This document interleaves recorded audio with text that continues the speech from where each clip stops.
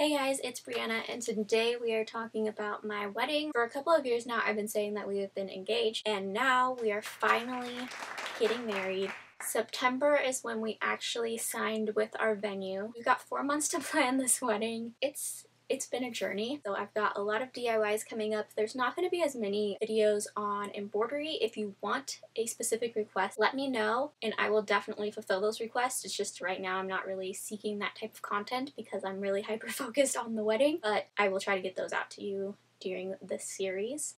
But today we are talking about wedding pet peeves. I have a list, so if I'm looking down, that's why. My first wedding pet peeve, outdoor weddings. And I knew I always wanted a December wedding, so it kind of goes hand in hand because I don't live in a place that snows, but it does tend to rain, there's wind, and there's all these different things. But I feel like if you have an outdoor wedding, you're just kind of rolling the dice because you're not sure if it's going to be really, really hot, really, really cold. It could be raining. It could be full-on storming, you just don't know, and if you have an indoor venue, you don't have to deal with that. I just don't understand why everyone is so hyper-focused on outdoor weddings, and it's so hard to find an indoor venue. I want to know why, because we looked for a couple months for just the venue, and it was so hard to find one that was just inside, with very minimal expectations. I will list them in my blog of all the expectations that I had for my venue. Basically what I did was I created a spreadsheet and was like, okay, here's all the venues, here's when we're gonna go see them, and a box for each thing that I wanted. I didn't really have that because I just thought like automatically like, okay, the venue's gonna have bathrooms.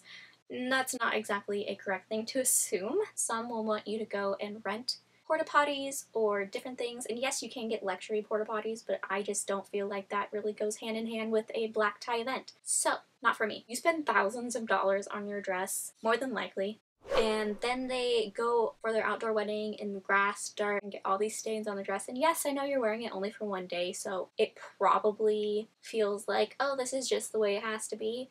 But I don't like that. It just seems like such a waste. My dress will not be swinging in the outdoors, in the dark, in the dust, in the mud. No, thank you. The other thing is bugs. I did a blood type test recently because I wanted to see the correlation, because I know certain blood types are more susceptible to mosquito bites and stuff, and I just happen to have that blood type that mosquitoes love. Lucky me. Bugs are notorious for biting me. Doesn't matter what it is, it usually will bite me first. So that was another thing I didn't want to have to deal with. I didn't want to have to spray myself down with DEET or bug deterrent, so I didn't get mauled by mosquitoes and become itchy and just hate the day. One thing I really hate that I didn't know about the wedding industry is the fact that you have to trade information to get information. So when you go to look for venues, they'll tell you some things they offer, but they won't be fully transparent, and that really irks me. They want you to give out your name, your number, your email address, your phone number, all of this information just for them to send you what they call a packet, which will have their prices in it, and oftentimes they'll be like, oh, this is only good for 10 days. Then they just keep harassing you if you don't follow up. It's just really irritating that companies aren't transparent with their businesses for wedding venues. Getting just the basic information of how much is this going to cost, are there public bathrooms that are usable, is there a place for the bride to get ready, how long is the space open to rent for, and what's included. Just basic information that you would expect to see on a website. It wasn't there. I will say that Here Comes the Guide. That website is awesome. It normally gives you the breakdown of how much normally costs for that venue.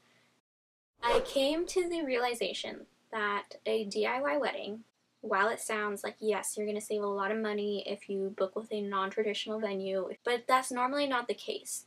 So when you get a more inclusive wedding venue, it normally is a lot cheaper.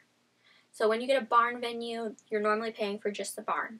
Then you have to look for tables, chairs, plates, cups, napkins, all of that stuff, but in an inclusive venue, that's all included in the price, and it's normally about the same price, if not cheaper, than just the barn rental. So think about that. I went in with the expectation of, okay, the first thing we're going to pick is food, because that's most important to me. So we picked out our food caterer, and then it bulldozed into this very negative headspace of planning because we were trying so hard to find a venue that let you use your own caterer. So it just wasn't worth it to us at the end to do that. So definitely keep that in mind if you're planning your own wedding.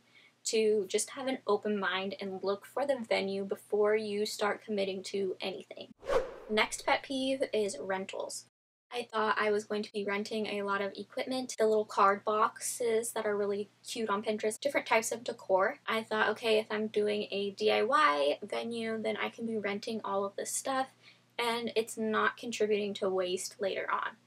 But it does cost about the same to rent things as it does to just buy them, so why wouldn't you just buy them and not have to deal with the hassle of if something gets broken or scratched or damaged, having to pay yet another fee on top of that fee to replace it, when you can just own it, and then if it gets broken, too bad, too sad. And if it doesn't, then you can sell it later on Poshmark or Mercari or eBay or Craigslist. So that's what we're doing. There are a couple things that we have a mindset of, okay, like we bought this for the wedding and our full intent is we're gonna resell it so that another person getting married can use it later on. Or it was something that, okay, we can use it for the wedding, but we can also use it later on in our house. Definitely think of your full-time use. Do you need a bunch of picture frames on each table? Probably not, because what are you going to do with those later? Just have them all lined up in your house like these little gold frames. So there are some things that I wanted that I've just kind of had to let go of. But you have to go on with the expectation that you're not going to be able to pull off 100% of your things. You're going to have to compromise, and that's how a marriage is as well. What I did was I created a non-negotiable list of things that I wanted for my venue, and then I created a list of, okay, like we can bend on these things.